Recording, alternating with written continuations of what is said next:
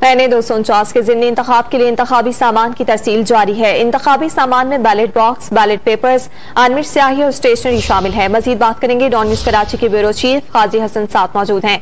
काजी हसन, बताइएगा सामान की तरसील का अमल कब तक मुकम्मल कर लिया जाएगा? आज इंतखाबी सामान की तरसील का जो है वो मुकम्मल कर ली जाएगी। इस हवाले से district returning officer Syed Nadeem Haider का कहना था कि इंतखाबी सामान में बैलेट बॉक्स, बैलेट पेपर्स, अनमिट स्याही और स्टेशनरी शामिल है और सामान की तरसील के मौके पे पुलिस और रेंजर्स की भी भारी नफरी तैनात।